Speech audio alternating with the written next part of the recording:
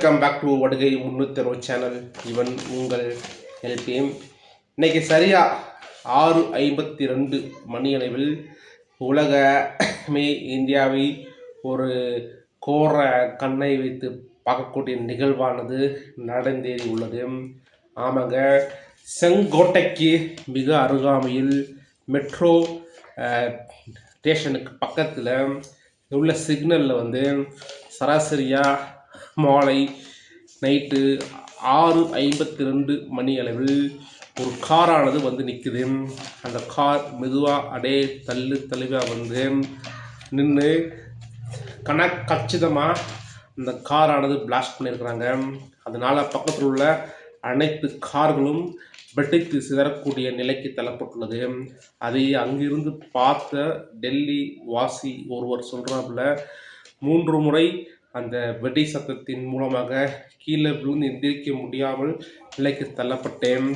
அதனால் இம்மிடியட்டாக 20க்கும் மேற்பட்ட உடல்கள் சிதறி கைகள் கால்கள் துண்டாகி அதை வீடியோவில் பார்க்கும்போது மிகப்பெரிய ஒரு வருத்தத்தை அளிக்கின்றது. இந்த கொடூர செயலை செய்தது யார், இதுக்கு பின்னாடி யாரெல்லாம் இருக்கின்றார்கள் என்று இந்தியாவில் top most powerful team Modi அவர்கள் இறக்கி விட்டுருக்காங்க. இதன் காரணமாக சென்னை, ஹைதராபாத், பெங்களூர், கொல்கத்தா போன்ற அனைத்து முக்கிய நகரங்களும் சீல் வைக்கப்பட்டு ஒவ்வொரு வண்டிகளும் மிக தரவாக செக் பண்ணி தான் அந்தந்த மாநிலத்துக்குள்ளே வண்டியை அலோவ் பண்ணுறாங்க. இந்திய திருநாட்டில் இன்றைக்கு ஒரு மிகப்பெரிய ஒரு கருப்பு தினம். உலகத்தில் உள்ள அனைத்து பவர்ஃபுல் டீம்களையும் மிஞ்சக்கூடிய இந்தியாவோட அதுக்கும் மேலான ஒரு டீமை மோடி அவர்கள் இறக்கிவிட்டு டெல்லியை தன் கட்டுக்கோப்பில் கொண்டு வந்திருக்கிறாரு. என்ன நடக்க போகுது, யார் இதுக்கு காரணம், ரஷ்யாவா இல்லை அமெரிக்காவா இல்லை பாகிஸ்தானா இல்லை ஆப்கானிஸ்தான் உள்நாட்டு போரா என்று பல சந்தேகங்களை எழுப்பிக்கொண்டு வருகின்ற வேளையில், இல்லை பிஜேபியோட தந்திரமாக 2026 எலெக்ஷனில் ஜெயிக்க போவதற்காண்டி முன் ஏற்பாடாக இது நிகழ்த்தப்பட்ட ஒரு வஞ்சனை நிகழ்வா என்று தெரியவில்லை. டெல்லி செங்கோட்டையில் ஏற்பட்ட மிகப்பெரிய ஒரு இந்த கோர வெடி விபத்தானது வெடி விபத்து கிடையாது, தற்கொலை தாக்குதல். இந்த தற்கொலை தாக்குதலில் பயன்படுத்தப்பட்ட வெடி மருந்துகள் எங்கிருந்து வந்தது, எப்படி வந்தது என்று சேகரிப்பதற்கு வெடி மருந்துகளின் மாருதிகளை ஆராய்ந்து கொண்டிருக்கின்றார்கள். அது மட்டும் இல்லாமல் உடனுக்குடனே மருத்துவ உதவிகளான அளிக்கப்பட்டு வருகின்றது. பாதிக்கப்பட்ட உயிரிழந்த அனைத்து நபர்களையும் அருகாமையில் உள்ள மருத்துவமனைக்கு கொண்டு செல்கிறாங்க. இமிடியேட்டாக துணை இராணுவம், டெல்லி போலீஸ் சரௌண்டிங்கில் செங்கோட்டையானது கொண்டு வரப்பட்டுள்ளது. இல்லை செங்கோட்டை தகர்ப்பதற்கு நிகழ்ந்த இது வெடி விபத்தா அப்படின்னு கூட பல கோணத்தில் விசாரணையானது முடுக்கிவிட்டு வரப்படுகிறது. இது தீவிரவாதிகளின் தாக்குதலாக இருக்கலாமா அப்படின்னு ஒரு கோணத்தில் விசாரிக்கப்பட்டு வருகின்றது. ஏனென்றால் டெல்லி மையப்பகுதி, இந்தியாவோட மையப்பகுதியை ஒரு ஆட்டியிருக்கு.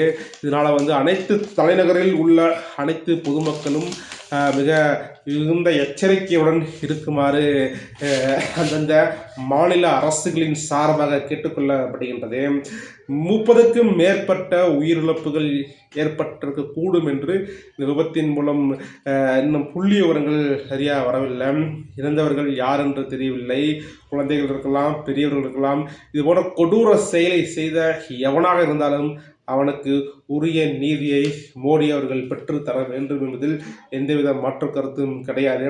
டெல்லி குண்டுவெடிப்பை முன்னிட்டு உலகத்தில் உள்ள அனைத்து நாடுகளும் உற்று நோக்கக்கூடிய இந்த நிகழ்வை மோடி அவர்களும் அமித்ஷாவும் எவ்வாறு கையாள போகின்றார்கள் என்று தெரியவில்லை. உடனுக்குடன் புலனாய்வு விசாரணையை தொடங்குவதற்காண்டி முக்கிய அதிகாரிகள் உடனே டெல்லி விரைந்து கொண்டு வருகின்றார்கள். இந்தியாவில் உள்ள பவர்ஃபுல் டீமானது இந்த இன்சிடெண்ட்டுக்கு இறக்கி விட்டுருக்குறாங்க. கண்டிப்பாக இந்த இன்சிடெண்ட்டில் சில மணி நேரங்களில் தெரிஞ்சிடும் எவன் இந்த படுபாவை செய்தார் என்று. விசாரணையை ஆல்ரெடி NIA மற்றும் NGA NSG போன்ற அமைப்புகளான தொடங்கிவிட்டது. இன்னும் கூடிய ஒரு சில மணி நேரங்களில் இந்த விசாரணை தொடங்கப்பட்டு இதற்கு யார் காரணம், என்ன நடந்தது என்று நாட்டு மக்களுக்கும் தெரிய போகுது. ஒரு உயிரை 2 உயிரை எடுத்தாலே மோடி சும்மாவே இருக்க மாட்டாப்புல. இன்னைக்கு டெல்லி மைய பகுதியை உலுக்கியதன் காரணமாக இன்னொரு போர் நிகழ்வானது ஏற்படக்கூடும் என்ற ஒரு அச்சமானது ஏற்படுத்தப்பட்டுள்ளது. இது முழுக்க முழுக்க அமெரிக்காவின் தூண்டுதலின் பெயரால் ஏற்படுத்தியிருக்கும் என்று அஞ்சப்படுகின்றது. பார்க்கலாம். இன்றைக்கு இல்லை நாளைக்கு காலையில் இந்த நிகழ்வுகளுக்கு, இந்த கொடூர செயலுக்கு எவன் காரணம் என்று தெரிந்து அவன் கருவை அறுக்க வேண்டும் என்றுதான் வடுகை 360 சேனலில் இவங்களை மிகுந்த பாதுகாப்புடன் இருக்குமாறு கேட்டுக்கொள்கின்றது. ஜெய் பீம்.